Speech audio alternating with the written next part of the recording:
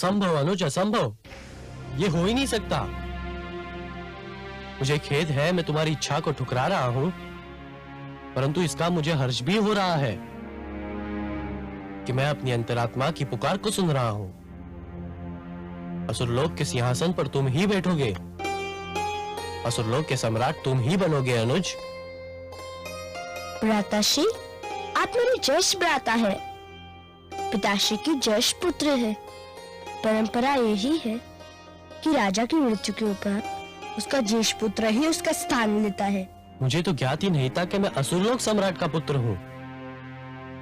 मैं तो यह समझता रहा कि मैं कामरूप नरेश का पुत्र हूँ। परंतु पुत्र, अब तो तुम्हें ये ज्ञात हो चुका है कि तुम ही मेरे ज्येष्ठ पुत्र हो, और पुत्र प्रहलाद के ज्येष्ठ भ्राता भी। अब तो तुम ही इस परिवार के बड़े हो। बड़ा आयु से नहीं, बुद्धि से होता है, और मेरा अनुज बुद्धि में मुझसे आगे है, मुझसे महान है। मैं केवल इतना जानता हूँ कि आप मेरे ज्येष्ठ भ्राता हैं, और ज्येष्ठ भ्राता के रहते छोटे भाई को युवराज बनने का अधिकार नहीं। तुम्हारा ज्येष्ठ भ्राता तो उसी दिन मर गया था जिस दिन उसे काले विषैले नाग ने डस लिया था। उसके मृत शरीर से जो जीवित शरीर उठा था, वो तो तुम्हारे अनुयायी का, तुम्हारे श्रद्धालु का शरीर था, तुम्हारे ज्येष्ठ भ्राता का शरीर नहीं अनुज। परंतु पुत्र। नहीं माताश्री, ये एक ऐसा सत्य है जिसमें किंतु और परंतु के लिए कोई स्थान नहीं। सिंहासन के उत्तराधिकारी का चुनाव आयु नहीं, योग्यता के आधार पर होना चाहिए। भ्राताश्री, असुरलोक की परंपरा निभाना भी हमारा धर्म है। परंपराएं हम बनाते हैं, यदि हम ही इन्हें बनाते हैं तो हम इन्हें तोड़ भी सकते हैं। यदि असुरलोक वासियों ने ये परंपरा बनाई है तो लो, आज एक असुर से तोड़ भी रहा है। यदि तुम्हारा यही हट है कि मैं तुम्हारा ज्येष्ठ भ्राता हूं, तो सुनो, मैं तुम्हें आदेश देता हूं, असुरलोक के सिंहासन पे विराजमान हो जाओ, असुरलोक का राजपाट संभालो। पुत्र, यह नहीं मानेगा। राज सिंहासन सोना नहीं रहना चाहिए। यदि पुत्र आह्लाद की यही इच्छा है तो जाओ और तुम ही मुकुट धारण करो। अब प्रजा अपने नए सम्राट को देखने के लिए व्याकुल हो रही है। इसे मेरा भी आदेश समझो पुत्र।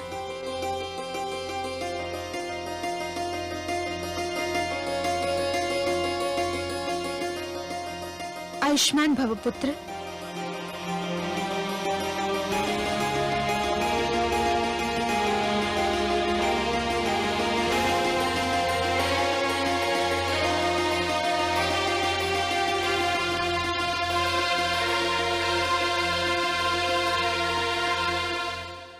मैं माँ हूँ, धरती माँ। अधिकार प्राप्त करना जितना कठिन है, अपने अधिकार का त्याग करना भी उतना ही, बल्कि शायद उससे भी अधिक कठिन है।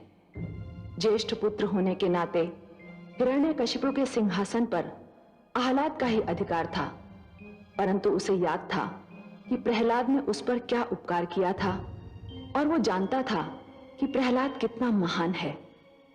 इसलिए उसने अनुरोध किया कि प्रहलाद ही असुर लोक का सम्राट बने, और प्रहलाद ने भी राजा बनते ही सिद्ध कर दिया कि आह्लाद का त्याग अनुचित नहीं था।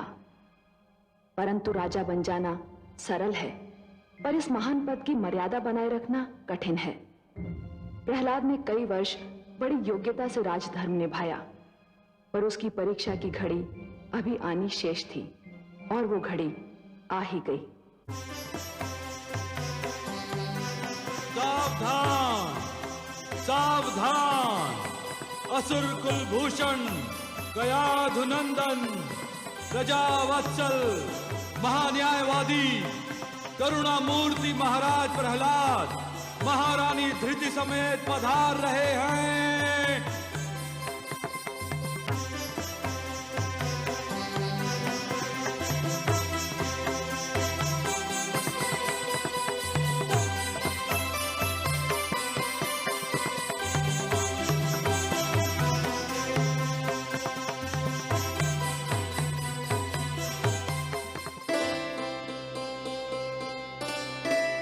प्रणाम करता हूं भ्राताश्री। आयुष्मान भव। प्रणाम भ्राताश्री। सौभाग्यवती भव।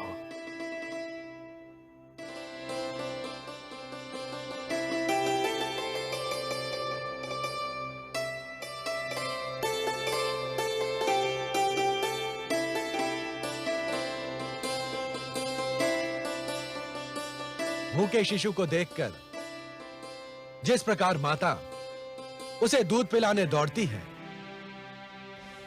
सूखे पेड़ पौधों को देखकर माली जिस प्रकार जल लेकर दौड़ता है, उसी प्रकार यदि प्रजा के कष्टों का समाचार सुनकर राजा न दौड़ पड़े तो उसके राजा होने पर धिक्कार है। मेरे राज में अधर्म और अन्याय के लिए कोई स्थान नहीं। भय और आतंक का युग समाप्त हो गया है। मेरे राज में राजनीति का धर्म होगा, किंतु धर्म की राजनीति नहीं होगी। दुहाई है महाराज, दुहाई है, दुहाई है महाराज, दुहाई है महाराज, दुहाई है, दुहाई है महाराज, दुहाई है। महाराज देखिए अपने सैनिकों का अन्याय, मुझे व्यर्थ में सता रहे हैं, मुझसे मेरा नवजात शिशु छीन रहे हैं। सैनिकों, एक माता से उसका पुत्र छीन लेना हत्या से भी गंभीर अपराध माना जाएगा, और यदि यह अपराध सिद्ध हो गया तो तुम्हें प्राणदंड भी मिल सकता है। हाँ महाराज, इन्हें प्राणदंड मिलना ही चाहिए। महाराज, हमने ये बच्चा नहीं छीना है। ये स्त्री इस स्त्री से बच्चा छीनने का प्रयास कर रही थी। हाँ महाराज। ये दूसरी स्त्री कौन है? महाराज, ये मेरा बच्चा चुरा कर लिए जा रही थी, तब मैंने इसे पकड़ा। स्त्री तो माता होती है, मातृ स्वरूपा होकर भी तुमने इस दुखियारी का नवजात शिशु चुराया। ये झूठ है महाराज, ये नवजात शिशु मेरा पुत्र है। क्या? ये झूठ बोल रही है महाराज। नहीं महाराज, मैं सत्य बोल रही हूँ। मैंने इस बालक को 9 महीने अपनी कोख में रखा है, मैंने इसे जन्म दिया है। महाराज, ये मेरा पुत्र है। नहीं महाराज, ये झूठी है, पांच है। मैं इस बच्चे की माँ हूँ, कृपा मुझे मेरा बच्चा दिलाइए। न्याय कीजिए महाराज, अजब के न्याय का डंका चारों ओर बज रहा है। मुझे न्याय चाहिए महाराज, मुझे न्याय चाहिए। महाराज, अब आपने इन दोनों पक्षों की बात सुन ली है। हम इन दोनों स्त्रियों को लड़ते देखकर इस शिशु और इनको ले आए हैं। महाराज, अब आप ही इनका न्याय कीजिए कि इन दोनों में इसकी वास्तविक माता कौन है।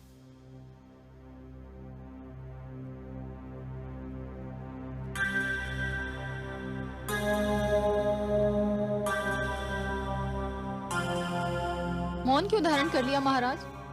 न्याय करने में विलंब क्यों?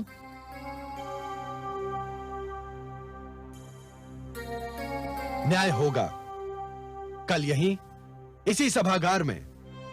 यह शिशु अपनी वास्तविक माता की गोद में होगा। तब तक इन दोनों देवियों को महिला संरक्षण गृह में रखा जाए और इस शिशु को राजमाता कयाधु के निरीक्षण में दे दिया जाए।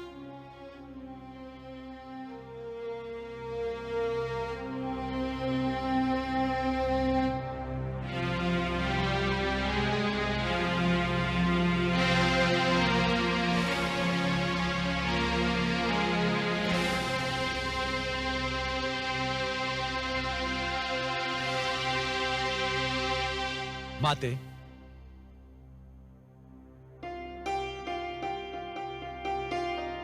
प्रणाम माते। आयुष्मान भव पुत्र, अखंड सौभाग्यवती भव। बहुत उत्सुक दिखाई दे रहे हो पुत्र। हाँ माते, और यदि आप आज सभागार में होती तो आपको यह प्रश्न पूछने की आवश्यकता ही नहीं पड़ती। मैं जानबूझकर नहीं आई थी पुत्र। आप सत्य कहती हैं माताश्री, और आज वास्तव में मेरे लिए एक कड़ी परीक्षा का दिन है, और इस परीक्षा के लिए मुझे आपके परामर्श की, आपकी सहायता की आवश्यकता है। इस संकट को बिना आपकी सहायता के मैं पार नहीं कर सकता माते। ऐसा कौन सा संकट खड़ा हो गया है पुत्र? उस संकट का एक छोटा संकेत मैं आपकी सेवा में पहले ही भेज चुका हूं माते। राजमाता, ये शिशु तो चुप होने का नाम ही नहीं ले रहा है। जब से आया है निरंतर रोए जा रहा है। यही तो है मेरा संकट माते, यही है मेरी परीक्षा। क्या समस्या है पुत्र? समस्या यह है माते कि इस शिशु के साथ 2 स्त्रियां आई हैं और प्रत्येक का कहना है कि वही इसकी माता है। अब ये शिशु स्वयं तो बता नहीं सकता कि इसकी माता कौन है, और मैं भी यह निर्णय लेने में असमर्थ हूं कि उन दोनों में से कौन सच बोल रही है और कौन झूठ। यह तो बहुत सरल निर्णय है पुत्र। शिशु की भूख वास्तविकता का निर्णय कर देगी। इस शिशु को दोनों स्त्रियों के पास भेज दो। जो इसको अपना दूध पिलाकर शांत कर देगी वही उसकी माता हो। आपका परामर्श बहुत उत्तम है माते, परंतु जब आपने ही यह परामर्श दिया है तो मेरी विनती है कि शिशु को उन दोनों स्त्रियों के पास भी आप ही ले जाएं और देखें कि उन दोनों में से कौन इसे दूध पिलाती है। फिर तो यह निर्णय आप स्वयं कर देंगे कि शिशु की माता कौन है। असुर लोक सम्राट की यही सहायता करके मुझे प्रसन्नता होगी।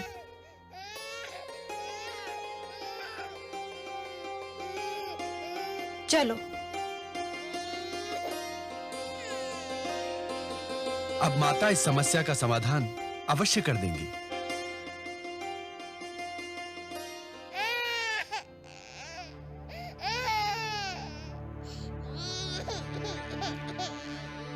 क्या हुआ? क्या हुआ? चुप हो जा मेरे लाल, चुप हो जा मेरे चंदा। शिशु भूख से व्याकुल है। न जाने कब से उसे दूध नहीं मिला। यदि तुम इसकी माता हो तो फिर उसे दूध पिलाकर शांत करो ना। हाँ महारानी, अवश्य। मेरा लाल भूख से बिलख रहा है।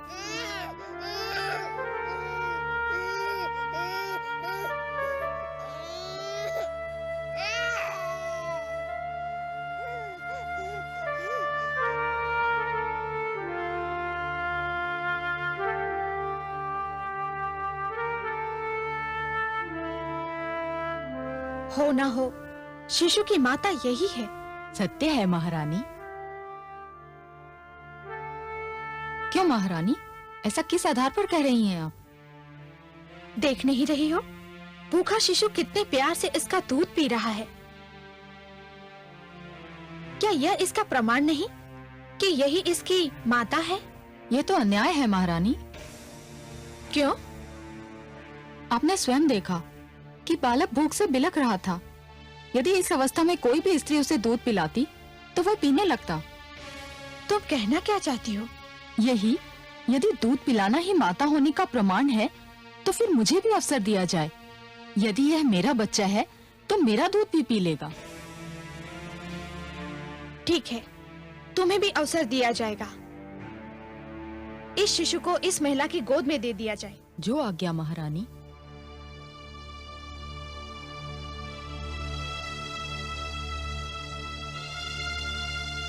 लाओ, शिशु मुझे दे दो।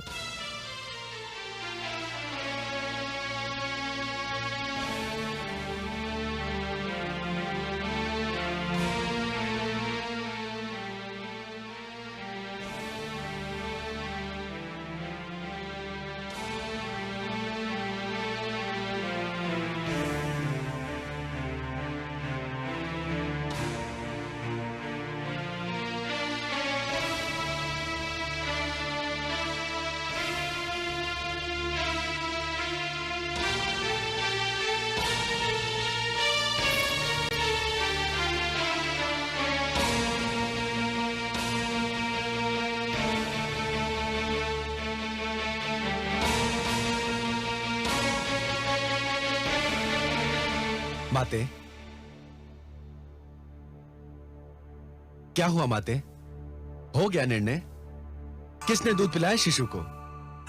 क्या आपने जान लिया कि शिशु की माता कौन है? नहीं पुत्र, मैं स्वयं दुविधा में पड़ गई। मैं समझा नहीं माते। मैं शिशु को लेकर दोनों स्त्रियों के पास पहुंची। यह देखकर मेरे आश्चर्य की सीमा न रही कि शिशु ने बारी बारी दोनों का दूध पिया। वह बहुत भूखा था। उसकी भूख तो मिट गई, परंतु मेरे लिए यह निर्णय करना कठिन हो गया कि शिशु की वास्तविक माता कौन है। शिशु को दूध पिलाने की कसौटी पर दोनों ही पूरी उतरी।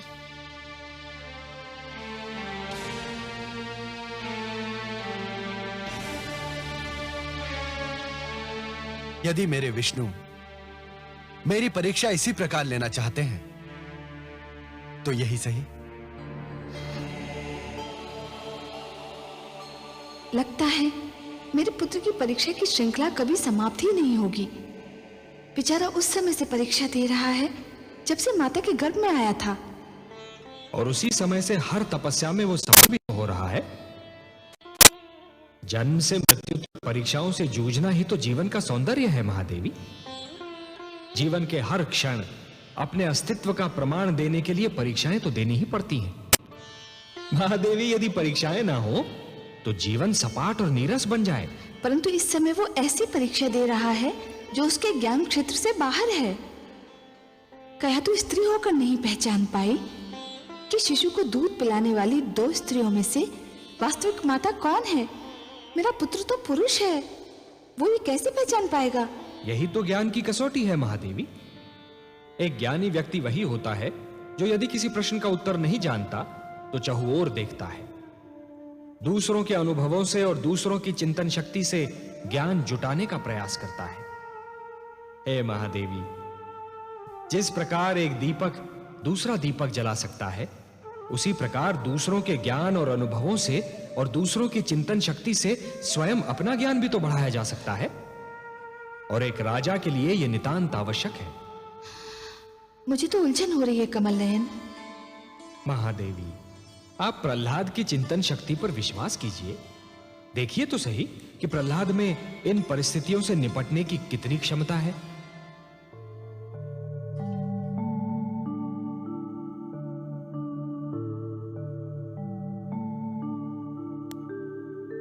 तो तुम दोनों अब भी यही कहती हो कि तुम ही इस शिशु की माता हो और दूसरी झूठी है। मैं इस स्त्री के विषय में नहीं जानती, पर ये शिशु मेरा पुत्र है। ये स्त्री झूठी है। और तुम क्या कहती हो? महाराज, ये दुर्भाग्य है कि एक माता को अपना मातृत्व सिद्ध करना पड़े, पर मैंने इस शिशु को जन्म दिया है। महाराज, मेरी समझ में नहीं आ रहा कि निर्णय करने में देर क्यों हो रही है। राजमाता स्वयं देख चुकी हैं कि शिशु ने मेरा दूध पिया था। अब और अधिक प्रमाण की क्या आवश्यकता है? स्त्री, शिशु ने दूध इसका भी पिया था। आप स्वयं माता है महारानी, आप तो जानती हैं कि भूख में शिशु की क्या दशा होती है। शिशु न जाने कब से भूखा था, इसलिए हम दोनों का दूध पी गया। सभी सभासद ध्यान दें, इस विवाद का अंत अब हो ही जाना चाहिए। न्याय में विलंब अन्याय होता है। इस विवाद को हर ढंग से जांचने के उपरांत मैं इस निष्कर्ष पर पहुंचा हूं कि यह निर्णय करना कठिन ही नहीं, असंभव है कि इन 2 नारियों में इस शिशु की वास्तविक माता कौन है और यह शिशु किसको दिया जाए। अब केवल एक ही उपाय रह गया है। सेनापति, आज्ञा सुलोक सम्राट। वधिक को बुलाया जाए।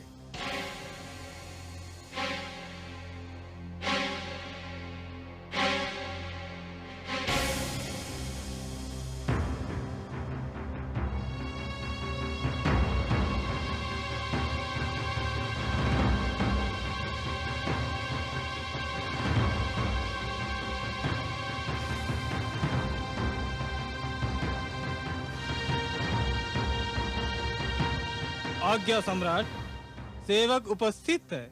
क्योंकि यह सिद्ध नहीं हो पा रहा है कि शिशु की वास्तविक माता कौन है, मेरा निर्णय है कि शिशु के शरीर के 2 टुकड़े कर दिए जाएं, आधा एक को और आधा दूसरी को दे दिया जाए। वधिक, इस शिशु के 2 टुकड़े कर दो। जो आज्ञा। नहीं लाओ शिशु। नहीं नहीं नहीं नहीं महाराज, नहीं, इस शिशु के 2 टुकड़े न कीजिए। ये शिशु स्त्री को ही दे दीजिए। मुझे नहीं चाहिए शिशु। मैं आपके हाथ जोड़ती हूँ, इस शिशु को ऐसे ही दे दीजिए। देख लिया महाराज, सत्य सामने आ ही गया। मैं ना कहती थी यह शिशु मेरा है, इसकी माँ मैं हूँ। यह स्त्री तो झूठी है। झूठी वो नहीं, झूठी तुम हो।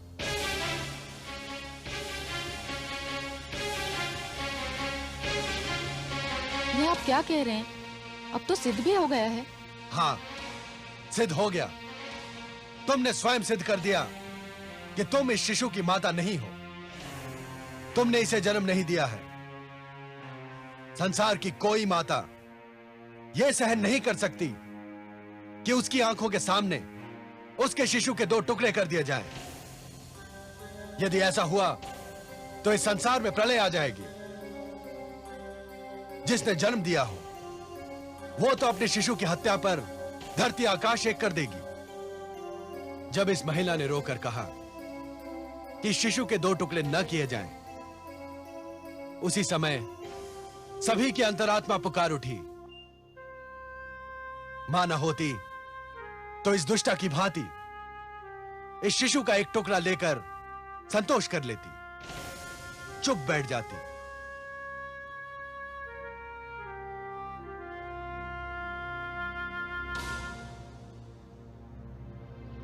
मेरा निर्णय यह है कि इस शिशु को इसकी वास्तविक माता को दे दिया जाए।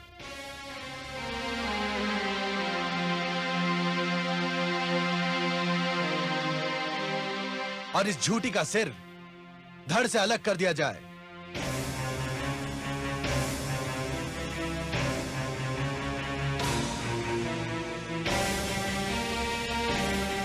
वधिक, हमारी आज्ञा का पालन हो।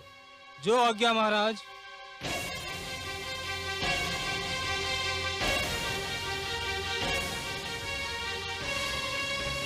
तुम्हारी कोई अंतिम इच्छा हो तो व्यक्त कर दो, पूरी की जाएगी। कोई इच्छा नहीं महाराज, मृत्यु ही मेरी पहली और अंतिम इच्छा थी, सो पूरी हो रही है। क्या कहना चाहती हो तुम? यह वधिक मेरा वध नहीं करेगा तो मेरा पति मेरा वध कर देगा। क्यों? ऐसा कौन सा अपराध किया है तुमने? महारानी, जब मैं गर्भवती थी उसी समय मेरे पति ने मुझे चेतावनी दी थी कि उसे केवल पुत्र चाहिए, पुत्री नहीं। जब मैं शिशु को जन्म देने के लिए मायके चली तो उसने फिर कहा कि यदि मैं पुत्र को लेकर उसके घर लौटी तो वह मेरा वध कर देगा। फिर क्या राजमाता, मेरे भाग्य में पुत्री को जन्म देना लिखा था। मैंने कन्या को जन्म दिया। मैं जान गई कि मेरा पति मुझे मार डालेगा। यह अबला मेरी पड़ोसन थी, इसने बालक को जन्म दिया था। मैंने अपनी पुत्री अपनी माता को सौंपी और इसका पुत्र लेकर भागना चाहा। महाराज, इस वधी को आदेश दीजिए कि मेरी दुखद कहानी का अंत कर दे। अपराधी ये नहीं, वास्तविक अपराधी तो इसका पति है। नहीं देवी, वास्तविक अपराधी ये समाज है जो बालक को कन्या पर प्राथमिकता देता है। वो विचारधारा है जो पुत्र को पुत्री से श्रेष्ठ समझती है। धिक्कार है उस समाज को जो इतना भी नहीं समझता कि यदि कन्याओं को समाप्त किया जाता रहा तो ये संसार और जीवन का अंत हो जाएगा। धिक्कार है उस समाज को जो ये भी नहीं समझता कि आज की कन्या कल की माता है। धिक्कार है उस विचारधारा को जिसे इतना भी ज्ञात नहीं कि नारी संसार के शिखर पर विराजमान है। उसी से संसार बसता है और संसार चलता है। पुत्र और पुत्री में अंतर करने वाले राष्ट्र के विद्रोही हैं, सभ्यता के विद्रोही हैं, धर्म के बैरी हैं। इस दुखियारी महिला को मैं क्षमा प्रदान करता हूं। क्या लाभ महाराज, मेरा पति मुझे कन्या को जन्म देने के कारण जीवित नहीं छोड़ेगा। सेनापति।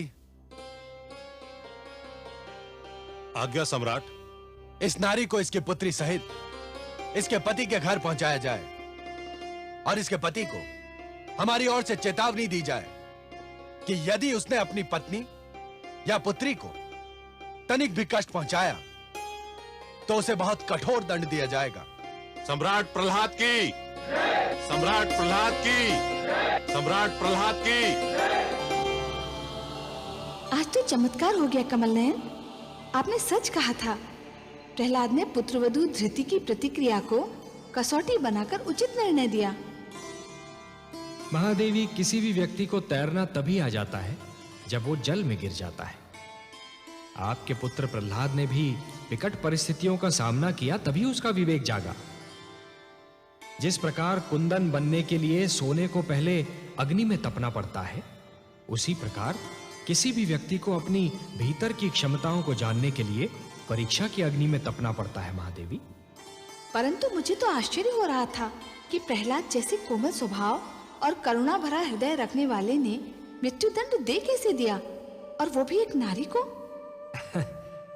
इसका सारा श्रेय तो दैत्य गुरु शुक्राचार्य को जाता है महादेवी, और इसी से उनका अस्तित्व भी सिद्ध होता है। मैंने आपसे कहा था ना कि दैत्य गुरु शुक्राचार्य बाहर से दिखने में कितने ही स्वार्थी और दुर्गुणी क्यों न दिखाई दें, परंतु भीतर से ज्ञान का भंडार है। नीति शास्त्र में आज भी उनके समक्ष कोई नहीं ठहर सकता। यह तो उन्हीं की शिक्षा का फल है महादेवी, जो आपका पुत्र प्रहलाद राजा का दायित्व निभा पाया। परंतु मेरी चिंता कुछ और है महादेवी। आपकी चिंता? भला आपको क्या चिंता है? महादेवी, जिस प्रकार एक कृषक लहराते हुए खेत को देखकर प्रसन्न तो हो जाता है, परंतु उसके मन में एक आशंका रहती है कि क्या अगले वर्ष भी खेती यूं ही लहराएगी या सूखी रह जाएगी। मेरे मन में भी यही आशंका है महादेवी कि प्रहलाद की बनाई हुई परंपरा उसकी अगली पीढ़ियों तक बनी रहेगी या नहीं। हाँ, मेरा पौत्र विरोचन अब युवा होने वाला है। देखते हैं वो अपने पिता से कौन से गुण प्राप्त करता है। हाँ महादेवी, प्रहलाद की एक परीक्षा यह भी होगी कि जिन आसुरी प्रवृत्तियों को उसने बदल दिया, क्या वो उन्हें दोबारा उभरने से रोक पाता है? क्योंकि पुत्र मोह संसार की सबसे कठिन परीक्षा है। मां हूं, धरती मां।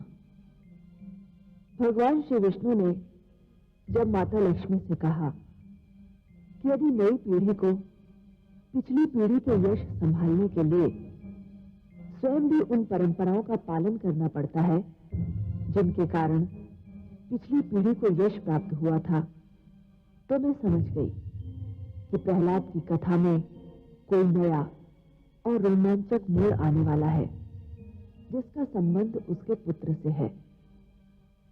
महाराज बनने के उपरांत प्रहलाद की न्यायप्रियता की धाक बैठ चुकी थी। हर ओर उसके न्याय की चर्चा थी। महारानी धृति ने उसे 3 सुंदर पुत्र दिए, जिनमें सबसे बड़ा पुत्र विरोचन था।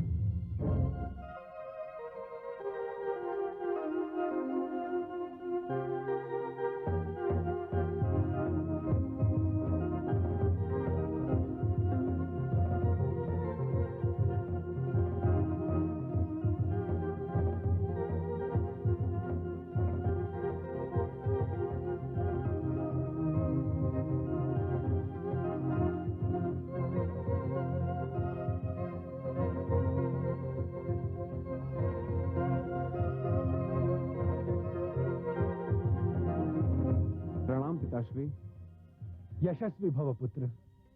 मैं तुम्हारी ही प्रतीक्षा कर रहा था। प्रणाम दादीश्री। आयुष्मान भव पौत्र। पिताश्री, मुझे आपका आदेश मिला कि आप मुझसे इसी समय मिलना चाहते हैं। क्या कोई सेवा है मेरी योग्य? आज्ञा दीजिए। राजमाता से परामर्श के उपरांत मैं इस निष्कर्ष पर पहुंचा हूं कि तुम्हें युवराज घोषित करने का समय आ गया है।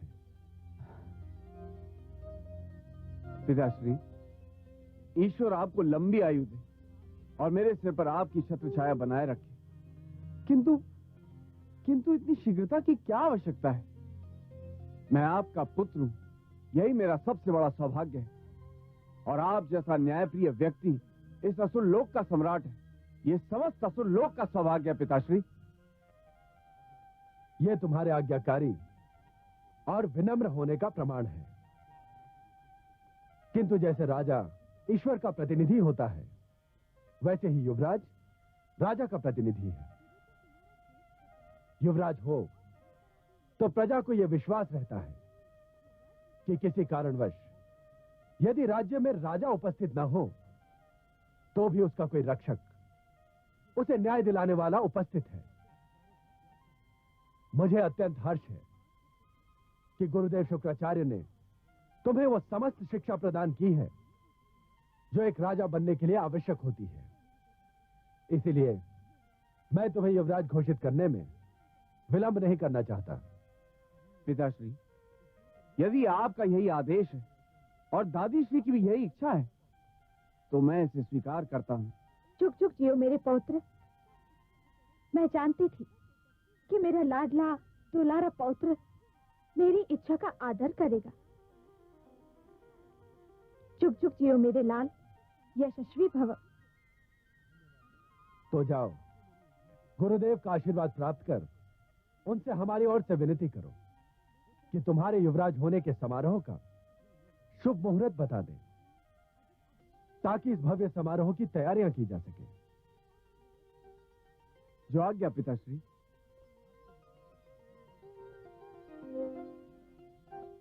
धृति शुभ समाचार को सुनकर अत्यंत प्रसन्न होगी माते। अवश्य पुत्र। आइए माते।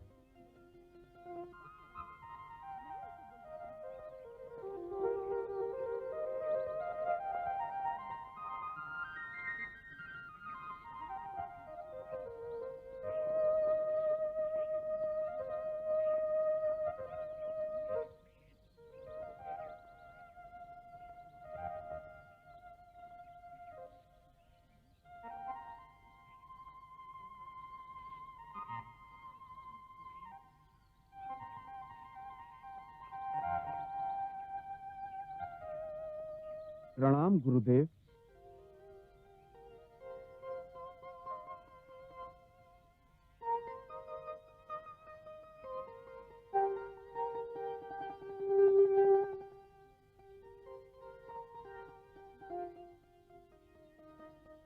यशस्वी भव, तेजस्वी भव। कोई विशेष समाचार लाए हो शिष्य? जी हाँ गुरुदेव, पिताश्री महाराज प्रहलाद ने मुझे युवराज घोषित करने की इच्छा व्यक्त की है। ये तो बहुत शुभ समाचार है शिष्य। अवश्य अब तुम युवराज पद ग्रहण करने के योग्य हो चुके हो। तुमने बहुत थोड़े समय में युद्ध शास्त्र और राजनीति में निपुणता प्राप्त कर ली है। ये सब आपके चरणों की देन है गुरुदेव। राजपुत्र युवराज का अंतर जानते हो शिष्य? इसका ज्ञान भी आप ही मुझे दे सकते हैं। राजपुत्र केवल राजा के अधिकारों की छत्र छाया में रहता है। युवराज के अपने अधिकार होते हैं। राजपुत्र कोई अधिकार राजा की इच्छा के बिना प्रयोग नहीं कर सकता, परंतु युवराज अपने अधिकारों को अपनी इच्छा अनुसार प्रयोग कर सकता है। युवराज बनते ही तुम्हें स्वयं को सामान्य से अलग, सामान्य से श्रेष्ठ सिद्ध करना होगा। स्मरण रहे, राजा लगना भी राजा होने की क्रिया का प्रधान अंग होता है। युवराज के निर्णय उसके अपने होते हैं, अपने बल पर होते हैं, अपनी शक्ति का प्रतीक होते हैं। मेरी शक्ति का स्रोत आप हैं गुरुदेव। मुझे जो भी शक्ति मिली है आप ही से मिली। हाँ शिष्य, मैंने तुमको वो सारी शक्ति दे दी है, वो समस्त ज्ञान दे दिया है जो मैंने अपने पुत्रों शंड और अमर को देने का निश्चय किया था। वे दोनों मुझे छोड़कर चले गए। अब तुम ही मेरे शिष्य भी हो और पुत्र भी। मैं आपका आभारी हूं गुरुदेव। शिष्य विरोचन, युवराज राज का स्तंभ होता है, राजा के उपरांत ही नहीं, राजा के साथ ही युवराज पर राज का बोझ होता है। मेरी इच्छा है कि जितना शीघ्र संभव हो तुम प्रहलाद के कंधों का बोझ अपने शक्तिशाली कंधों पर ले लो। जाओ, मैं शुभ मुहूर्त निकालकर स्वयं महाराज प्रहलाद के पास जाऊंगा। जो आज्ञा गुरुदेव। आयुष्मान भव।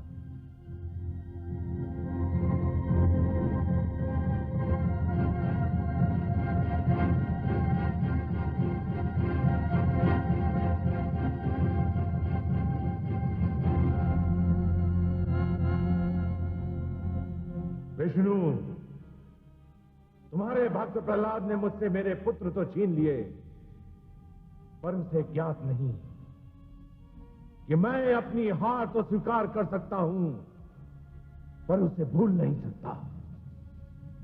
तुम देखना कि विरोचन अपने अधिकारों का प्रयोग किस प्रकार करता है। प्रहलाद ने जिस प्रकार मेरे पुत्रों से मुझे पराजित करवाया, ठीक उसी प्रकार अब मैं भी उसी के पुत्रों से उसे पराजित करूंगा। इसके लिए मैंने 30 वर्षों तक प्रतीक्षा की है। सुलग रही थी हृदय में बदलेगी जो आग, अवसर ने जब दी हवा, आग उठी वो जाग। दैत्यों की गुरुदेव ने हरि को दी ललकार, बदल सकेंगे